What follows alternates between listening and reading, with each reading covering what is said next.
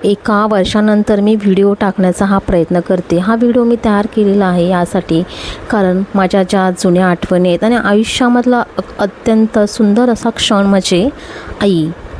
आई हा शब्दच खूपच भारी आहे. छान अशी तयारी केलेली आहे. या दिवशी आम्ही दोघांनीही छान असे रेडी झालेले आहोत आणि दोघं एकमेकांसाठी सुंदर असा क्षण जो जपून ठेवण्याचा आमचा दोघांचाही छोटासा प्रयत्न आहे. खूप एन्जॉय केलेला आहे मी हा दिवस दोघांनीही. छान मी रेडी होऊन झाल्यानंतर सर्वांनी माझं छान असं स्वागत केलेलं आहे. मला त्या दिवशी खूप असं आनंदी ठेवण्याचा सर्वांनी प्रयत्न केलेला आहे. असा होता तो आमचा दिवस. सर्वांमध्ये उत्साहाचं वातावरण होतं. सर्वजण खूपच आनंदी होते. सर्वांनी मिळून तो दिवस खूपच छान साजरा केला. खूपच छान वाटलं त्या दिवशी.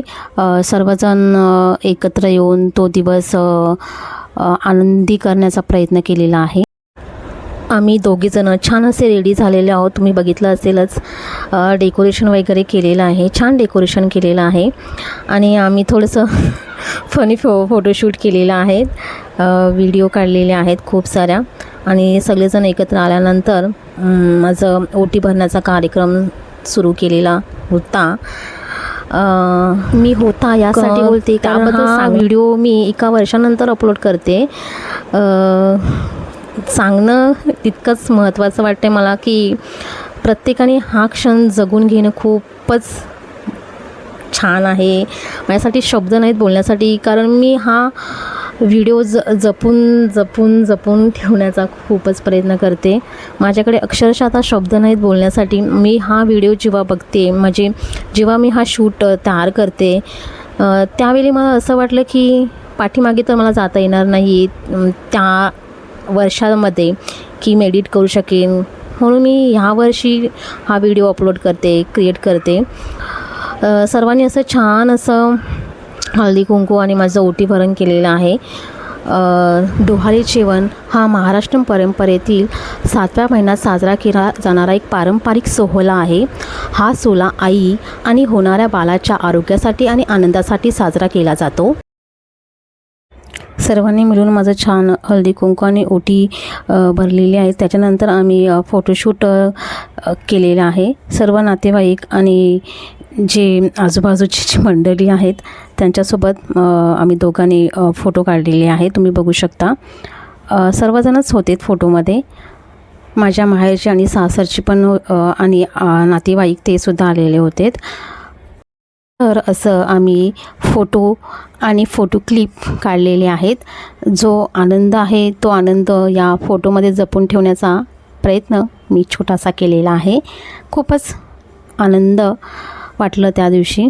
फोटोशूट केल्यानंतर जो मेन महत्त्वाचा आणि आनंदाचा क्षण असतो म्हणजे पेढा असणार की बर्फी, तो क्षणसुद्धा मी अनुभवलेला आहे. खूपच एक्सायटेड होती मी या क्षणासाठी आणि मी आय थिंक बर्फी उचललेली आहे. यस, बर्फी उचललेली आहे आणि आम्हाला पेढा झालेला आहे. हो, पेढा. खूपच आनंद होतो.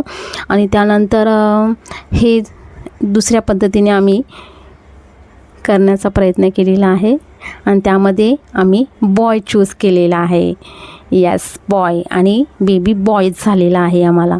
यस, पेढा आणि बर्फी चूज केल्यानंतर आम्ही एकमेकांना बर्फी खाऊ घातलेली आहे आणि थोडंसं आमच्या दोघांचं फोटोशूट केलेलं आहे.